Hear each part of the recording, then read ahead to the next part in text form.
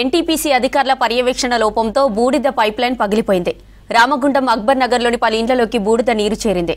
నిత్యావసర వస్తువులతో పాటు ఇండ్లలోని పలు సామాగ్రి నీట మునిగాయి. పైప్లైన్ పగిలిన గంట వరకు అధికారులు ఎవరూ స్పందించకపోవడంతో పెద్ద ఎత్తున బురద నీరు ఇండ్లలోకి చేరింది. దీంతో రాత్రి నుండి ఆకలితో అలమటిస్తూ నిద్రలేమి రాత్రులు గడిపారు. తర్వాత లేటుగా స్పందించిన ఎన్టీపీసీ యాజమాన్యం బాధితులకు నష్టపరిహారం ఇస్తామని హామీ ఇచ్చారు. ఇండ్లలోకి చేరిన బురద నీటిని తొలగిస్తున్నారు. ఘటనా స్థలం నుంచి మరింత సమాచారం సాగర్ అందిస్తారు. ఎన్టీపీసీ అధికారుల నిర్లక్ష్యం కారణంతో రామగుండం ఎన్టీపీసీ పరిసర ప్రాంత ప్రజలు తీవ్ర ఇబ్బందులు అయితే పడుతున్నారు. నిన్న రాత్రి చోటు చేసుకున్న ఈ యాష్ పైప్ లైన్ ఏదైతే పగిలిపోయిందో దీంతో ఈ రామగుండం ఎన్టీపీసీ ప్రాంత ప్రజలు తీవ్ర ఇబ్బందులు పడ్డారు. ఈ సంఘటన ఎంత భారీ స్థాయిలో ఉందనేది మనకు అర్థమవుతుంది. ప్రతి ఇంట్లో కూడా యాష్ బూడిద మొత్తం కూడా నిండిపోయిన పరిస్థితి. కిచెను, బెడ్రూము ఇట్లా ఏది చూసుకున్నా కూడా మొత్తం కూడా ఈ రూములలో పడుకోలేని సిచ్యువేషన్. నిన్న రాత్రి అయితే ఇక్కడ కంటి మీద కునుకు లేకుండా ఈ ప్రాంత ప్రజలు తీవ్ర ఇబ్బందులు పడ్డారు. ప్రస్తుతం మనతో పాటు ఇక్కడ ఈ కాలనీ వాసులు ఉన్నారు. ఒకసారి అడుగుదాం, రాత్రి అసలు ఏం జరిగింది, ఎట్లా అసలు అనే విషయాలు అడిగి తెలుసుకుందాం. అసలు రాత్రి ఏం జరిగింది, అసలు వర్షం కొడుతుంది అనుకుంటున్నారా, లేకపోతే రాత్రి సిచ్యువేషన్ ఎట్లా ఉండే? మన వర్షం పడినట్టు అనిపించింది, కానీ తర్వాత బాగా శబ్దం వచ్చేసరికి రేకుల మీదకెళ్ళి సౌండ్ వచ్చింది. ఆ వాటర్ లోపలికి వస్తా అంటే మేము ఏమైందని చెప్పి చూసేసరికి ఆ ఫ్లై యాష్ దొబ్బుకుంటా మొత్తం లోపల ఇండ్లకు సోరిపోయినాం సార్. మేము బయటికి వెళ్ళిపోయినాం. అన్నం తిన్నామని చెప్పేసి అనుకునేసరికి ఒకటేసారి శబ్దం వచ్చేసి అది చూసినాం. మొత్తం బూడిద లెక్క నిండిపోయింది మొత్తం. ఇప్పుడు ఈ సామాన్లు వంట అంటే అన్నం అంటే గంజులో కూడా ఆ సిమెంట్ పడ్డది. రాత్రి నిద్రపోయారు. ఎట్లా ఉంటాయి సార్, ఎట్లా ఉంటాయి? ఇదంతా తీసేయడానికి కూడా చాలా ఖర్చు అవుతుంది. ఎట్లా ఉంటుంది? మేము తినలేదు సార్ అన్నం, రాత్రి కూడా తినలేదు. మాకు నిద్ర కూడా లేదు. మాకు భయంగా ఉండే, మొత్తం పరేషాన్ అయిపోయాను సార్. చిన్నపిల్లలు కొంచెం ఎట్లా ఉంది? పాప ఉన్నాయి, మాకు పాప ఉన్నది, 5 సంవత్సరాల పాప ఉన్నది. ఆమె కూడా భయపడ్డది. మొత్తం రాత్రి మొత్తం జ్వరం వచ్చింది. అమ్మ, ఎప్పుడు జరిగింది రాత్రి? బాగా సౌండ్ వచ్చింది, వర్షమే అనుకున్నాం మేము కూడా. బయట చూసేసరికి మొత్తం యాష్తోని మొత్తం నిండిపోయింది. వంట చేసేదాన్ని నేను వంట ఆపి తొందరగా బయట పాపని తీసుకుని బయటకు వచ్చేసిన. మొత్తం బాగా ఇక్కడ దాకా వచ్చేసినాయి నీళ్లు మొత్తం. అంటే ఏమన్నా పౌడర్లో ఇట్లా స్మెల్ వచ్చింది, ఏమన్నా కనబడకుండా ఇట్లా ఏమన్నా అనుకున్నాం మేము. ఫస్ట్ అయితే వాటర్ అనుకున్నాం, తర్వాత చూసేసరికి ఇవి మొత్తం ఇట్లా ఉన్నది. ఇక్కడ మొత్తం అట్లనే ఉంది కదా, మొత్తం మేము తినలే అసలు. బయటనే వెళ్ళిపోయినాం, లోపలికి ఇంకా రాలే. ఎందుకంటే కరెంట్ హాఫ్ ఫుల్ అవుతుంది. అయితే మేము భయపడి రాలే లోపలికి. అమ్మా, ఏం జరిగిందమ్మా రాత్రి అసలు ఎట్లా? రాత్రి 7 గంటలకు, సాయంత్రం 7 గంటలకు సడన్లీ అనుకోకుండా ఈ ఇండ్లల్లో వర్షం లాగా వచ్చింది. వీళ్ళు ఏమనుకున్నారు, వర్షం పడుతుందా, ఇంత బాగా పెద్దగా ఎత్తున వర్షం పడుతుందా వీళ్ళు అనుకున్నారు. 6 గంటలకి స్టార్ట్ అయ్యి ఇల్లు మొత్తం కమ్ముకపోయినాయి. ఇవన్నీ ఇళ్ళన్నీ బూడిదతోటే మొత్తం కమ్ముకపోయినాయి. మళ్ళీ వాటర్ కమ్ముకపోయింది కాక పైనుంచి కూడా రేకులు పడిగి కిందికి వచ్చి మళ్ళీ వేరే గోడలు వలగొట్టి అవతల ఇళ్ళల్లో కూడా పోయినాయి. అంతలోకి ఏమైందంటే వీళ్ళందరూ ఏమైందని బయటకు వెళ్ళే వరకు ఒకసారి ఆగినట్టాగి మళ్ళీ ప్రెషర్ ఫుల్ వచ్చింది.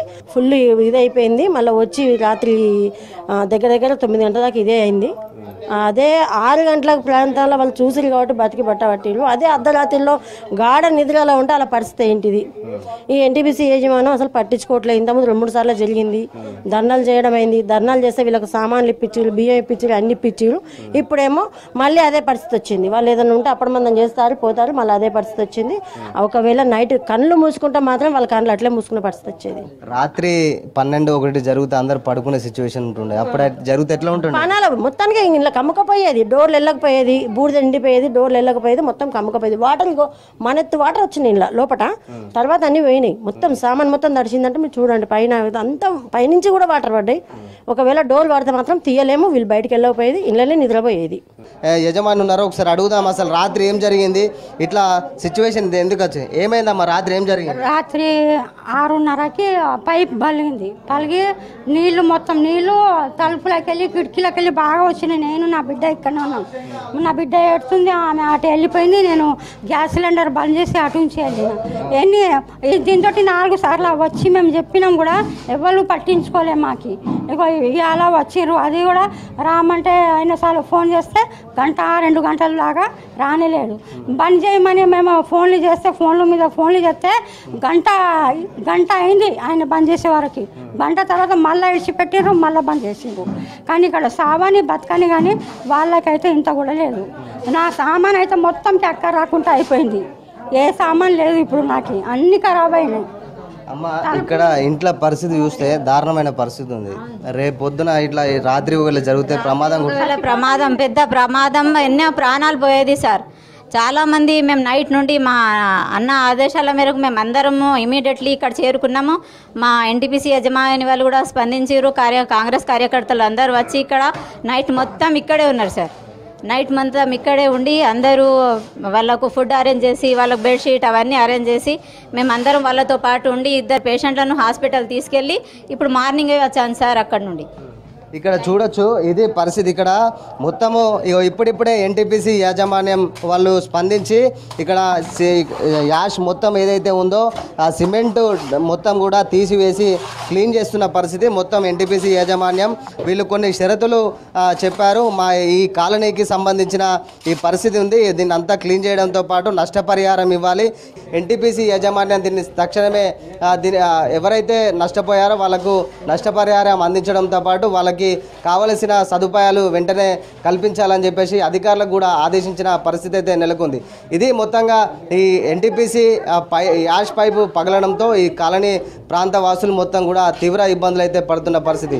నిన్న రాత్రి నుంచి అసలు కంటి మీద కునుకు లేకుండా వీళ్ళైతే జీవనం అయితే కొనసాగిస్తున్నారని చెప్పుకోవచ్చు. ఇది మొత్తంగా నిన్న రాత్రి నుంచి జరుగుతున్న ఎన్టీపీసీ యాష్ పైప్ లైన్ పగులుతున్న సిచ్యువేషన్లపై కెమెరా పర్సన్ రవితో సాగర్, V6 న్యూస్, రామగుండం నుంచి.